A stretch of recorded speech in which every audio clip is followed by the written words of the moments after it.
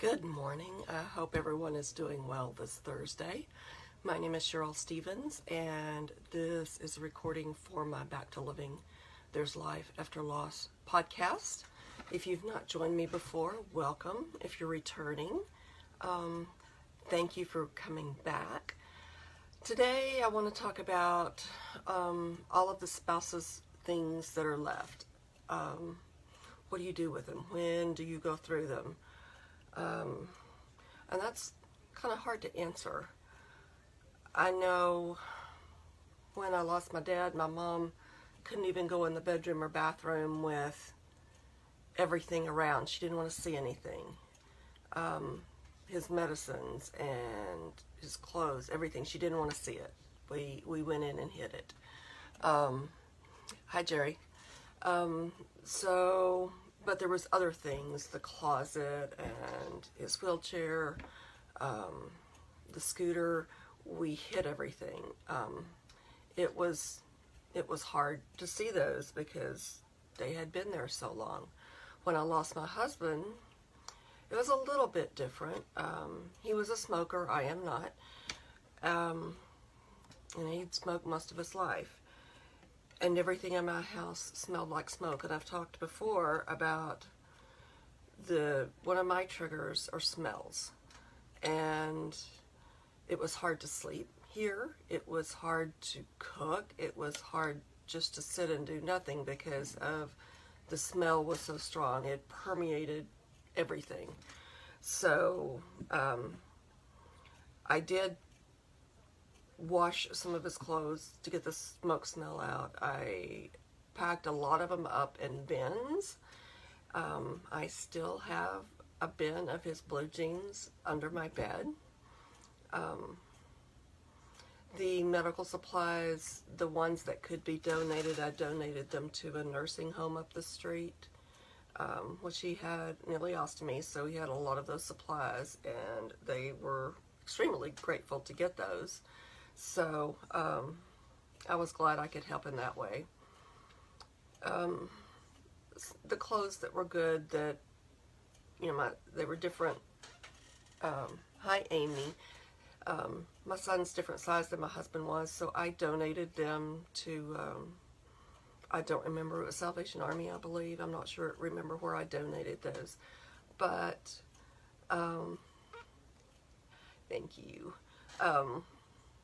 So it's there's never a right way to get rid of your spouse's things.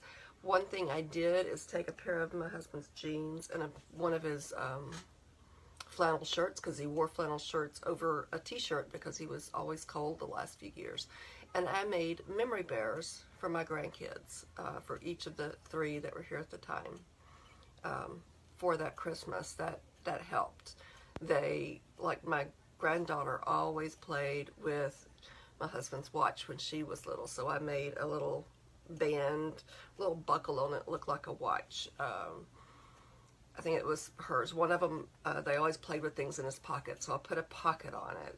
One of them I put a belt on, so it was just the same fabrics, just different little bears, something for them to hold on to, because the two oldest kind of remember Pop, especially the oldest one. She's only 6 now, but they still talk about him.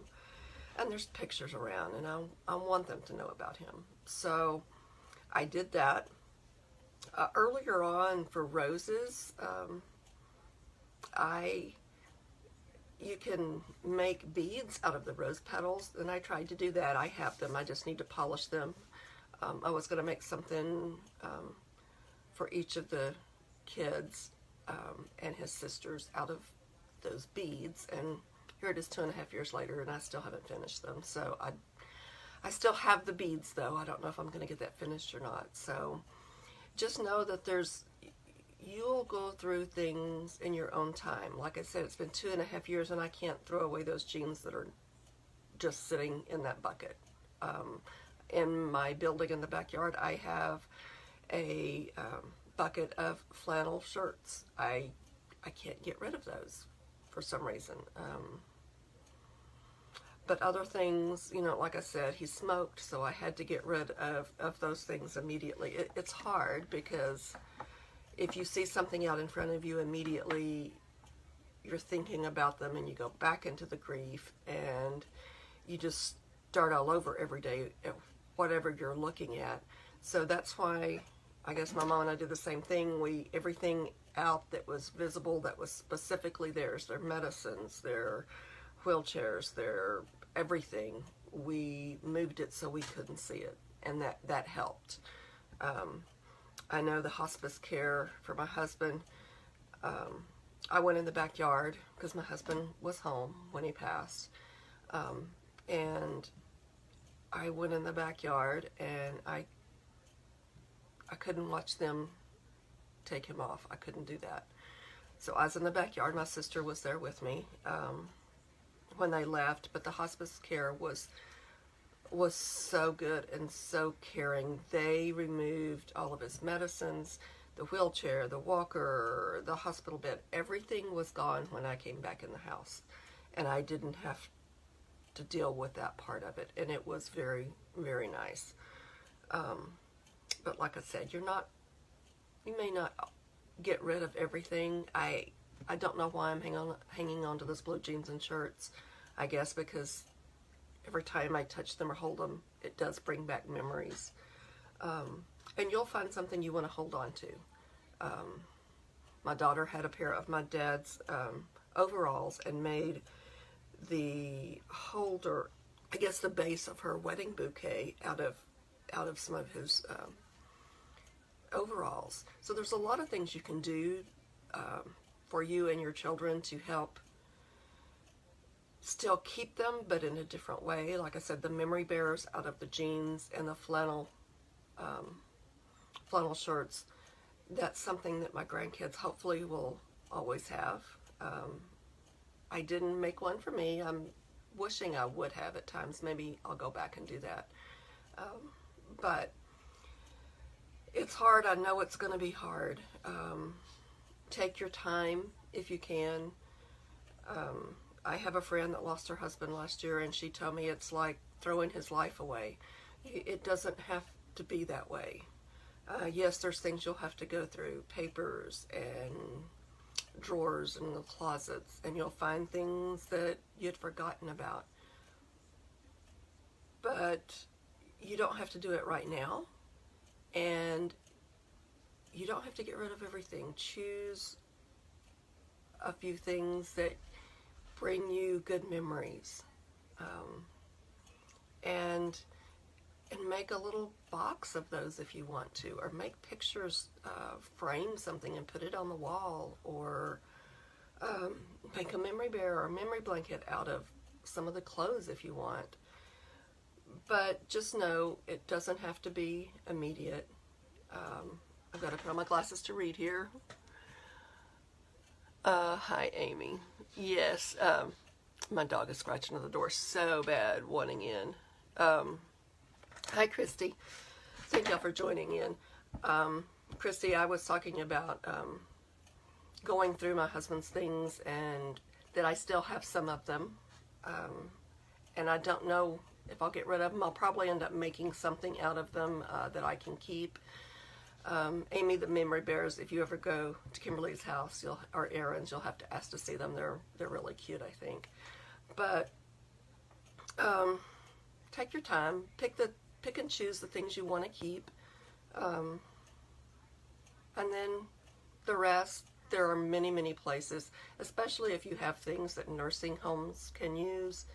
They will take that stuff because they have to buy that, and it's a cost to them.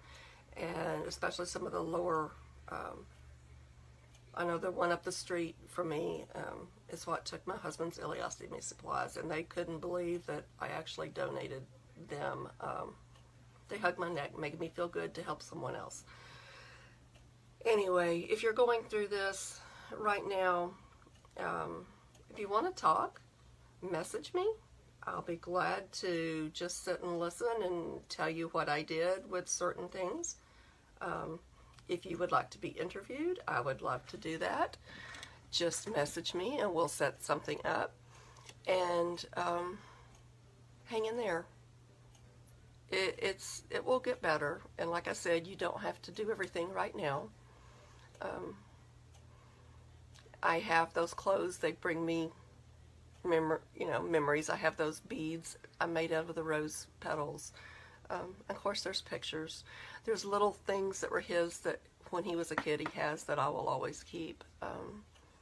But you don't have to keep everything, and you don't have to get rid of everything. Pick and choose what you want. If you need help making a shadow box or something, reach out to someone that does crafty things, or reach out to me and I can probably tell you how to do that. So I pray for you. I know you're going through a rough time. It's still rough for me at times, but we'll get through it. We will get through it. So thank you, Christy. I will let you go. Next week, we're probably, I forgot what we were going to talk about next week, but I hope you tune in next Thursday for the next segment. And we'll go through a different step that I've been through and probably still go through.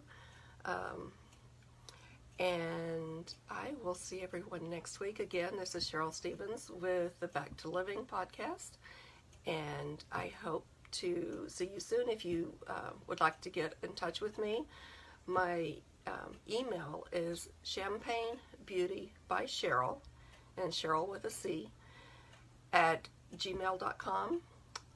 My Instagram or Facebook page is Champagne Beauty by Cheryl.